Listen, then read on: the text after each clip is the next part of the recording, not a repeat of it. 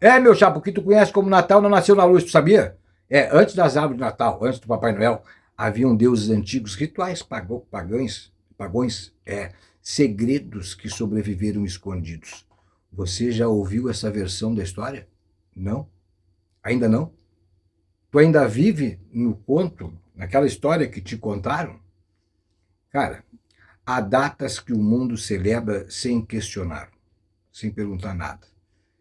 Datas antigas que atravessam impérios, religiões, culturas e sobreviveram mudando só o nome. Natal é uma delas. A maioria repete símbolos sem entender de onde vieram. Luzes, árvores, presentes, velhos de barba branca, todos esses elementos existiam, sempre existiam, muito antes do cristianismo e bem antes. E quando você descobre as origens reais, é que você percebe que o Natal moderno não nasceu num estábulo, não. Ele nasceu na neve, nasceu nas fogueiras ancestrais, e no medo da escuridão. É aí que o Natal nasceu. Muito antes de existir a palavra Natal, os povos do norte celebravam o Yule, que é o festival do solstício de inverno. A noite mais longa do ano era vista e era vivida como um portal entre mundos. Para os antigos, o Sol era apenas um astro. Não, não era só um astro. Não, isso é o que tu pensa. Não. Era uma divindade, meu amigo, que morria a cada inverno e renascia lentamente após o solstício. As comunidades acendiam grandes fogueiras para chamar o sol de volta. Trazer o sol de volta, acendiam fogueiras. Porque ali, naquele silêncio glacial, frio do cão, as pessoas acreditavam que forças antigas caminhavam sobre a Terra durante o Yule. O Yule era a sobrevivência, tá? A magia e, como é que eu vou dizer, a reverência, melhor palavra é essa, a reverência ao ciclo da vida e da morte. Cara, e é nesse cenário que surge o verdadeiro ancestral do Papai Noel, Odin. Não o Odin romântico da série, não, mas o deus xamânico dos nórdicos. De capa pesada, chapéu sombreado, barba longa, que o vento arrasta durante o Yule, né? Odin sobrevoava os céus liderando a caça selvagem, um dos cortejos de guerreiros, os cortejos de guerreiros mortos, espíritos e criaturas que resgatavam, estavam ligados ao inverno, às tempestades, sabe? As pessoas deixavam as botas cheias de grãos para alimentar os Splinter, né? O cavalo de 8 patas, que é o cavalo de Odin. Em troca, Odin deixava pequenas recompensas. Esse é o cerne do costume de colocar presentes escondidos durante a noite. É daí que sai. É daí que sai. O velhinho de vermelho, ele veio depois. Cara, veio muito depois. No início, ele era um deus perigoso, um ancestral que caminhava entre os mundos. Mas Odin não era o único. Não, não. O espírito que pairava sobre o inverno, ele não era o único. Nos Alpes, por exemplo, tinha uma figura sombria que percorria os vilarejos durante a estação gelada, era Krampus.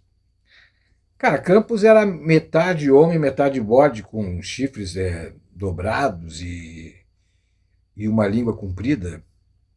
Ele representava a força selvagem, indomável da natureza.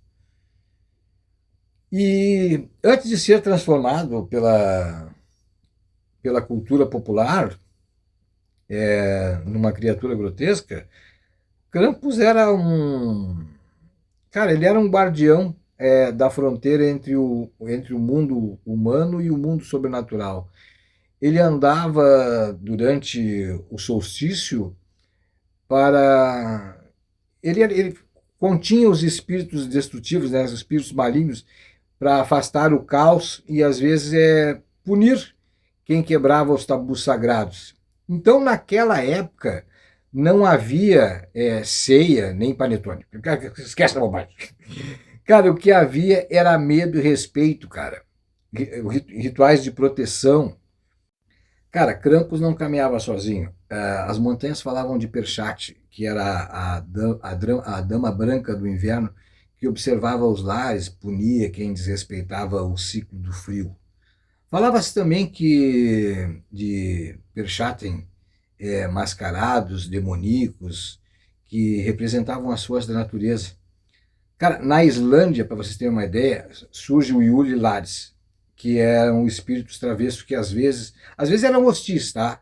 Mas tudo isso formava um mosaico de uma junção de crenças que funcionavam bem no inverno e era mais mais do que uma estação, era uma visita à escuridão primordial.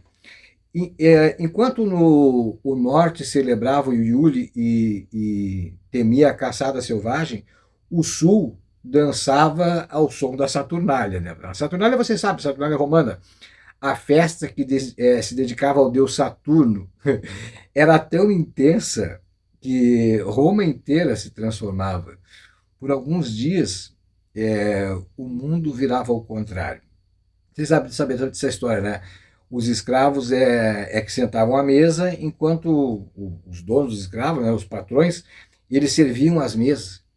E os mais velhos entregavam presentes aos jovens. Cara, era o caos celebrado como é que eu vou dizer assim, como parte da essência da vida. Essa infiltração do sagrado dentro da desordem, ele inspirava uma liberdade que Roma raramente permitia. Então, durante a Saturnália, que depois vai se transformar no carnaval, se vocês querem saber, durante a Saturnália, as ruas se enchiam de música, velas, estátuas, eles enfeitavam as estátuas. Muito dessas práticas migraram diretamente para que hoje a gente chama o Natal. Muito disso.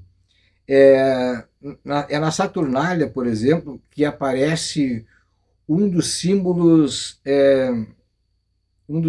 mais antigos e dos mais incompreendidos, que é a árvore, tá? A árvore verde, né? Como é que uma árvore vai estar verde no meio do inverno?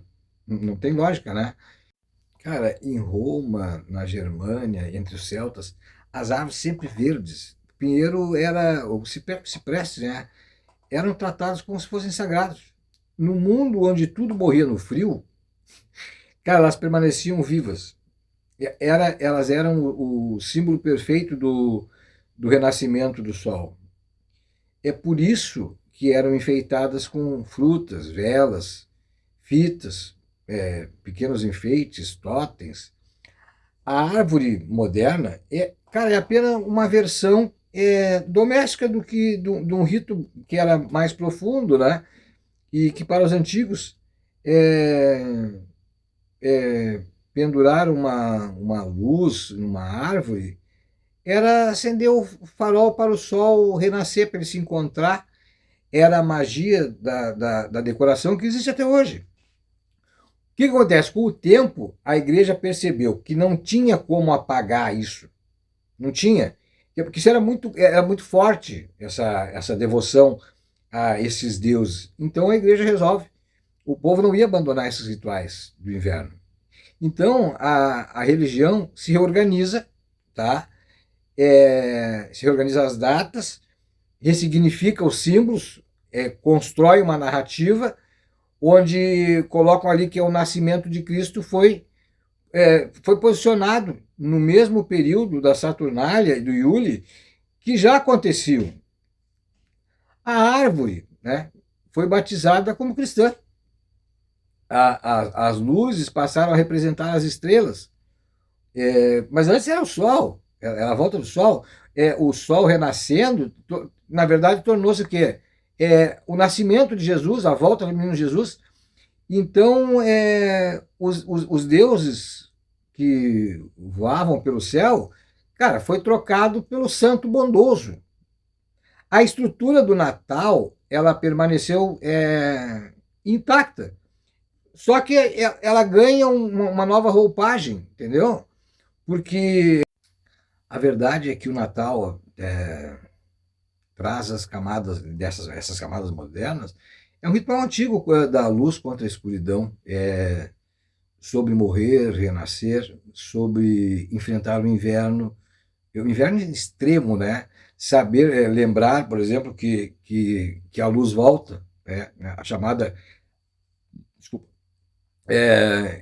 a espera do sol voltar, a espera do calor. Por isso que tem velas, algumas tradições fazem fogueiras, trocam presentes.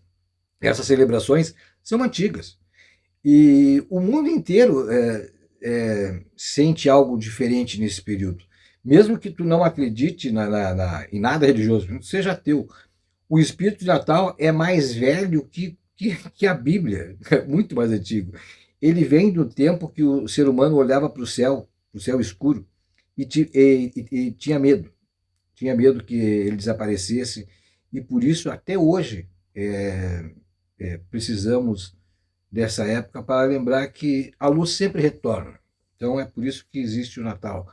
E por trás do Papai Noel colorido, existem deuses antigos. Por trás das renas voadoras, existem cavalos de 8 patas. Por trás da árvore iluminada, existe um culto à vida eterna. Poderia dizer mais, por trás da festa existe o mistério da noite mais longa. Então, o Natal é apenas uma data? Não, Natal não é apenas uma data. É um ritual primordial que atravessou milênios, carregando assim no silêncio a memória dos povos antigos que aprenderam a sobreviver ao inverno do mundo. O Papai Noel que vocês encontram hoje, eu poderia falar de 1931, que foi a Coca-Cola que inventou. Quer que eu faça um trabalho sobre o Papai Noel da Coca-Cola? Eu faço, tá bom? Próximo trabalho eu faço o Papai Noel da Coca-Cola. Um abraço a todos vocês.